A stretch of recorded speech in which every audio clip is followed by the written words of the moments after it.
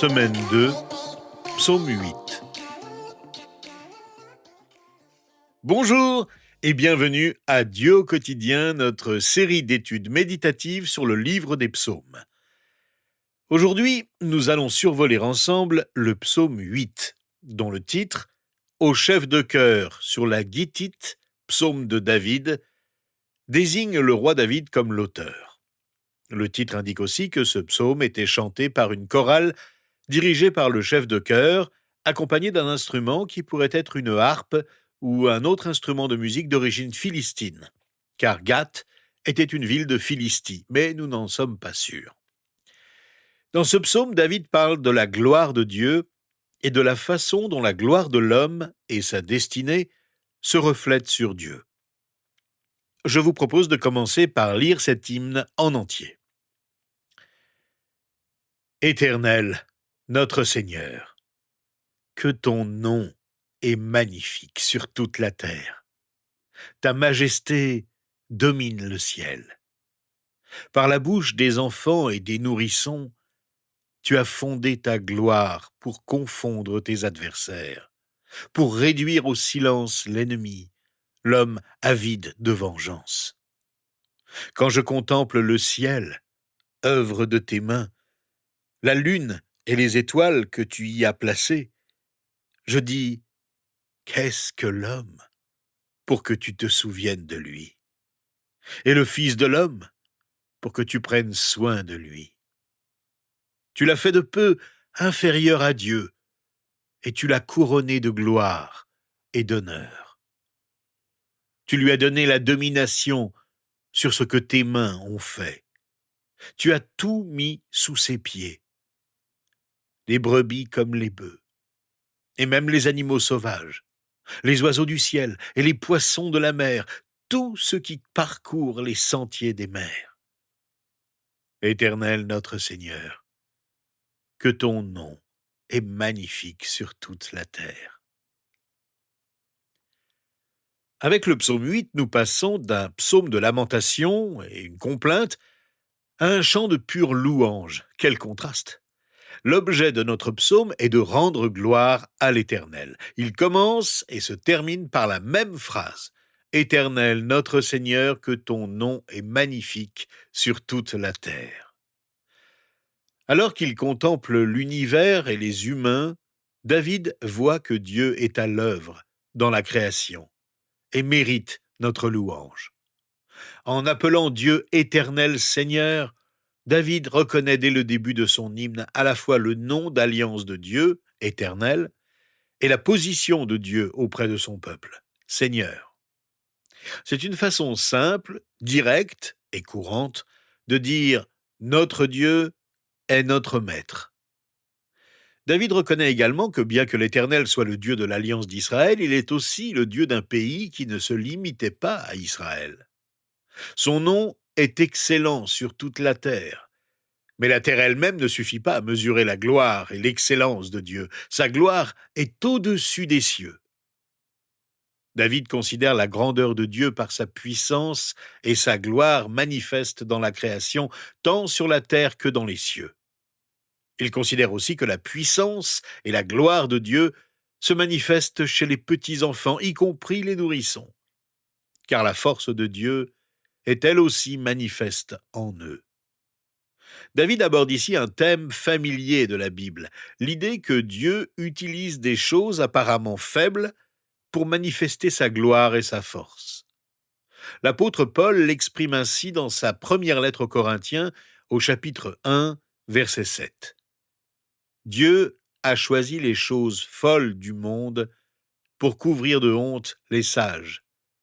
Et Dieu a choisi les choses faibles du monde pour couvrir de honte les fortes. Il est difficile de penser à quelque chose de plus faible et de plus impuissant qu'un bébé. Pourtant, le même Dieu qui peut tirer la force de la bouche des bébés et des nourrissons peut me donner force et soutien au milieu de ma faiblesse. La raison pour laquelle Dieu déploie sa force dans des êtres aussi fragiles est qu'elle agit pour faire taire l'ennemi. Satan et ses adversaires n'ont rien à dire lorsque Dieu travaille si puissamment dans une personne par ailleurs si faible. Jésus lui-même cite ce passage pour révéler à ses accusateurs qui il est et qui ils sont. N'avez-vous jamais lu ces paroles? Tu as tiré des louanges de la bouche des enfants et des nourrissons. Puisque les petits-enfants et les nourrissons louent Dieu dans le psaume 8, Jésus s'identifie lui-même comme Dieu. Ce faisant, il identifie également les scribes et les enseignants indignés à l'ennemi décrit dans ce psaume. David connaissait l'importance de simplement contempler la gloire de la création divine. Il savait ce que c'était que de contempler le ciel étoilé et de contempler la grandeur du Dieu qui avait créé cet univers vaste et merveilleux. Nous savons aujourd'hui qu'à l'œil nu, on peut voir environ 5000 étoiles. Qu'avec un télescope de 10 centimètres, on peut en voir environ 2 millions. Et qu'avec un télescope de 500 centimètres d'un grand observatoire, on peut voir plus d'1 milliard d'étoiles.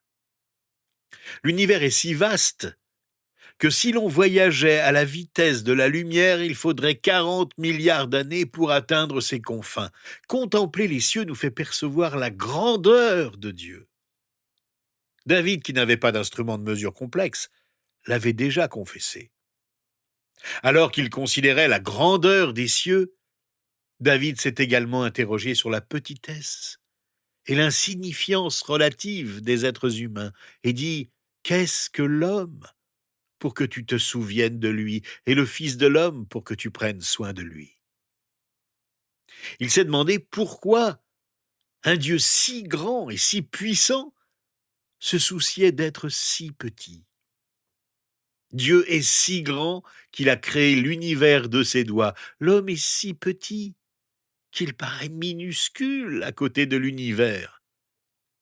Pourtant, David ne doutait pas que Dieu se soucie de l'homme. Il disait « Tu te souviens de lui », se demandant simplement pourquoi.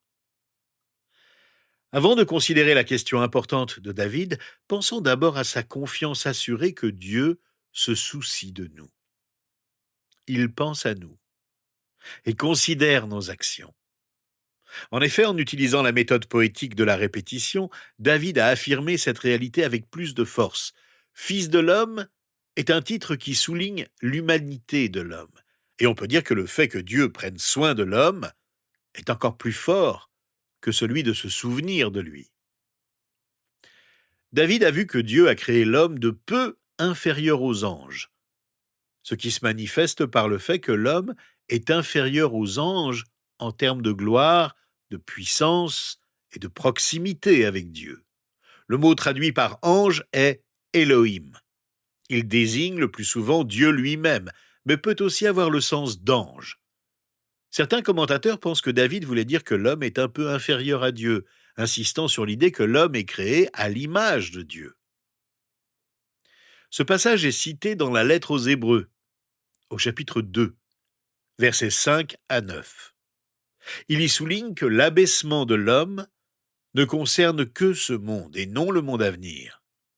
Plus précisément, l'auteur de l'Épître aux Hébreux utilise ce passage du psaume 8 pour montrer que Jésus a réellement ajouté une nature véritablement humaine à sa nature divine, devenant ainsi de peu inférieur aux anges. Bien que placé temporairement au-dessous des anges, le destin de l'homme est d'être un jour couronné d'une gloire et d'un honneur qui surpassent même les anges. C'est ce que confirme l'apôtre Paul dans sa première lettre aux Corinthiens, au chapitre 6, verset 3. « Ne savez-vous pas que nous jugerons les anges? Combien plus les affaires de la vie courante ?» Le psaume 8 parle par anticipation de Jésus-Christ. Lorsque l'apôtre Paul parle de la fin des temps dans sa première lettre aux Corinthiens au chapitre 15, versets 23 à 27, il dit à propos de Jésus qu'il faut qu'il règne jusqu'à ce qu'il ait mis tous ses ennemis sous ses pieds. Le dernier ennemi qui sera anéanti, c'est la mort. Dieu, en effet, a tout mis sous ses pieds. Paul a cité le psaume 8 de la même manière que l'auteur de l'Épître aux Hébreux, en montrant que cette promesse de domination n'est aujourd'hui qu'incomplètement accomplie parmi les hommes.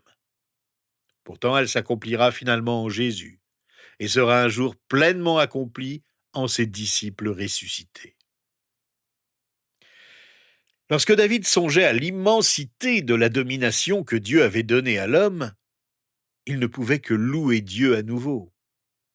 Que cette humble créature, humble face à la majesté de l'univers, humble face à sa position actuelle sous les anges, se voit conférer une telle autorité témoigne à la fois de l'excellence et de la bonté de Dieu. David a compris que la place de l'homme dans la création en dit bien plus sur la gloire de Dieu que sur celle de l'homme. Comprendre tout cela devrait nous inciter à louer Dieu et non l'homme. Notre psaume renferme 3 vérités merveilleuses et importantes sur l'homme. Si ces vérités sont niées ou négligées, l'homme n'est pas ce que Dieu a voulu qu'il soit. Dieu a créé l'homme. Dieu a fait de l'homme un être glorieux. Dieu a créé l'homme pour une destinée noble et digne. Ces 3 principes sont ancrés dans la création de l'homme par Dieu. Ils n'existent pas et ne découlent pas du plan ou de l'œuvre de l'homme. C'est pourquoi ce psaume glorieux sur l'homme est encore plus un psaume sur Dieu. Quelqu'un a dit que le trait le plus frappant du psaume 8 est sa description de l'homme et de sa place dans la création. Mais le psaume ne commence pas par parler de l'homme. Il commence et se termine par une célébration de la majesté insurpassable de Dieu. Ce psaume reflète également la vérité selon laquelle Jésus a choisi de s'abaisser humblement pour être de peu inférieur aux anges, afin que Dieu le Père puisse l'exalter et tout mettre sous ses pieds, non seulement les anges, mais aussi toute puissance spirituelle. Et il l'a fait aussi pour que Dieu le couronne de gloire et d'honneur, pour que Dieu nous couronne aussi de gloire et d'honneur, et nous élève au-dessus des anges. Alors n'hésitons pas à le prier en disant ensemble « Ô Seigneur, notre Seigneur, que ton nom est majestueux sur toute la terre. Nous te louons.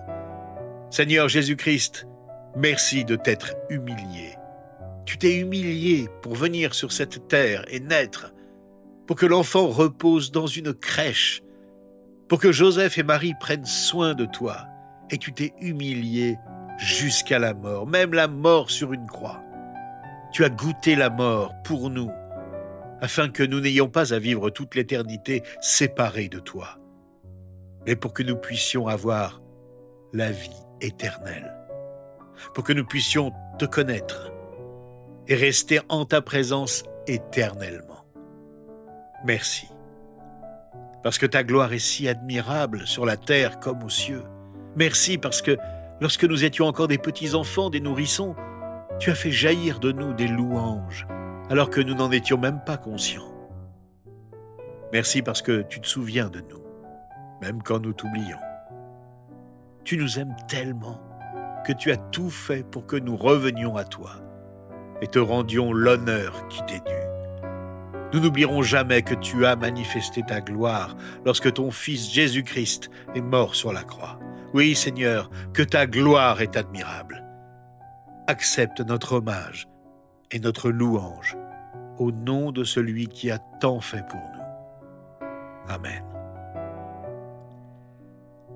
Rejoignez-nous donc demain, nous étudierons ensemble le psaume 9, un psaume de victoire.